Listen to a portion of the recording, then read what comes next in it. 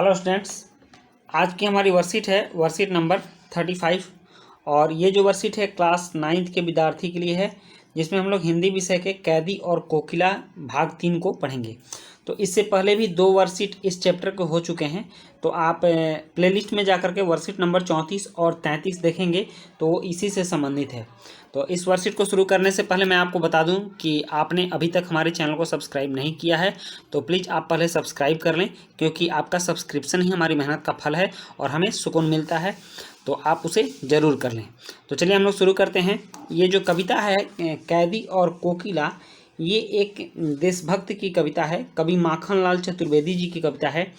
और इस कविता में जेल में बंद एक स्वतंत्रता सेनानी का मतलब जिसने स्वतंत्रता की लड़ाई लड़ी, अंग्रेजों के विरुद्ध स्वतंत्रता की लड़ाई जिसने लड़ी उसको स्वतंत्रता सेनानी बोलते हैं। तो स्वतंत्रता सेनानी के साथ साथ एक कोयल का वर्णन भी किया है माखनलाल चतुर्वेदी ने। इसने एक स्वतंत्रता सेनानी के साथ साथ एक कोयल का वर्णन किया है।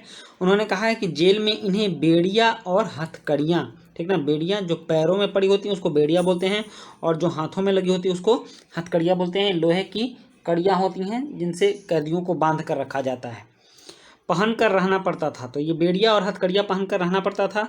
वहाँ उन्हें ना तो चैन से जीने दिया जाता था और ना ही चैन से मरने दिया जाता था, क्योंकि उनके हर एक्टिविटी पर नज़र होती थी और उनसे कोल्हू पेरवाया जाता था। पीछे के वर्कशीट में आप देखेंगे तो तेल पेरने वाली एक लकड़ी की मशीन होती है कोल्हू, तो उनसे कोल्हू पेरवाया जाता था, कोल्हू में तेल पेरवाया जाता था।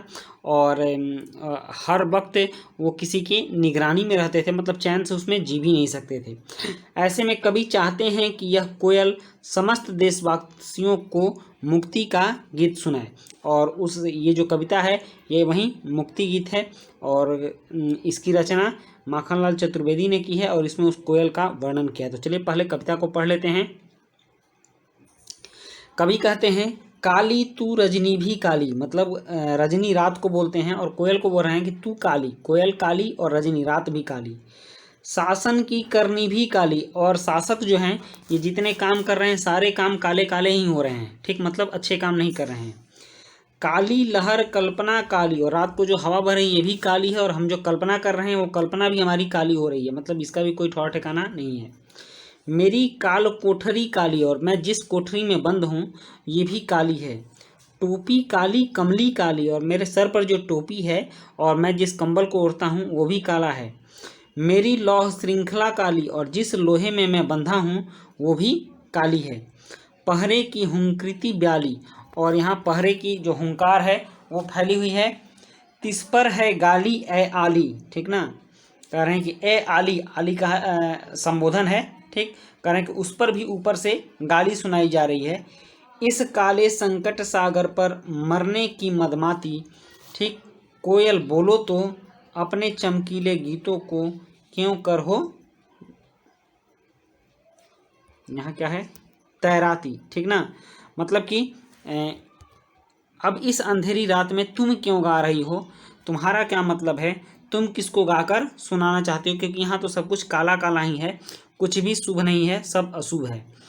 तो इसकी व्याख्या है कि कवि कैदी के माध्यम से कह रहा है कि कोयल तो खुद काली है, ये रात भी घोर काली है, और ठीक इसी तरह अंग्रेजी सरकार द्वारा की जाने वाली सारी करतूतें भी काली हैं, और जेल की काली चहारदीवारी में चलने वाली हवा भी काली है। मैंने जो टोपी पहनी हुई है वह भी काली है, और जो कंबल में ओढ़ता हूँ वह भी काला है। मैंने जो लोहे की जंजीरें पहन रखी हैं वह भी काली है, और इसी वजह से हमारे अंदर आने वाली कल्पनाएं भी काली हो गई हैं। मतलब हर तरफ काला ही काला साम्राज्य फैला हुआ है, तो उस साम्राज्य से होकर के जो कल्पना उनके मन में आ रहा है वो भी काला ही है। इतनी यातनाओं, यातना मतलब कष्ट, इतने कष्टों को सहने के बाद हमें हमारे ऊपर दिन भर नज़र रखने वाले पहरेदार की हुंकार और गाली भी सुननी पड़ती है, जो किसी काले सांप की भांति हमें डसने को दौड़ती हैं। कभी यह नहीं समझ पा रहा है कि कोयल स्वतंत्र होने के बाद भी इस अंधेरी आधी रात में कारागार के ऊपर मंडराकर अपनी मधुर आवाज़ में गीत क्यों गा रही है। क्या वह इस संकट में खुद को इसलिए ले आई है कि उसने मरने की ठान ली है, मतलब जेल में आकर वो मरना चाहती है? इसका कोई लाभ होने वाला नहीं है, इससे अंग्रेजी सरकार पर कोई प्रभाव पड़ने वाला नहीं है। इसलिए कैदी कोयल से पूछ रहा है, हे कोयल, बताओ क्यों इस विपरीत परिस्थिति में आज़ादी की भावना जगाने वाले गीत गा रही हो। ठीक, तो ये आपकी कविता की व्याख्या है और इसका भावार्थ है। भावार्थ क्या है, सुन लीजिए। भावार्थ में कवि माखनलाल चतुर्वेदी जी ने इन पंक्तियों में अंग्रेजी शासन काल के दौरान जेलों में स्वतंत्रता सेनानियों के साथ हो रहे घोर अत्याचार का वर्णन किया है। काले रंग को हमारे समाज में फैले दुख और अशांति का प्रतीक माना गया है, इसलिए कवि ने यहाँ हर चीज़ को काला बताया है। ठीक, अब इसके कुछ प्रश्न हैं, इन प्रश्नों के उत्तर हम देखते हैं। यहाँ प्रश्न दिए हुए हैं कि कविता के आधार पर बताइए कि कवि की सारी कल्पनाएं काली हो गई हैं, ऐसा क्यों हुआ है। और दूसरा प्रश्न है, उन पंक्तियों को छांट कर लिखिए जहाँ पर अनुप्रास अलंकार का प्रयोग हुआ है। और तीसरा प्रश्न है, इन पंक्तियों में काला रंग किसका प्रतीक है। और चौथा प्रश्न है, कवि जेल में अन्य पक्षियों की आवाज़ भी सुनता होगा, लेकिन उन्होंने कोयल की ही बात क्यों की। तो चलिए इसके उत्तर को लिखते हैं।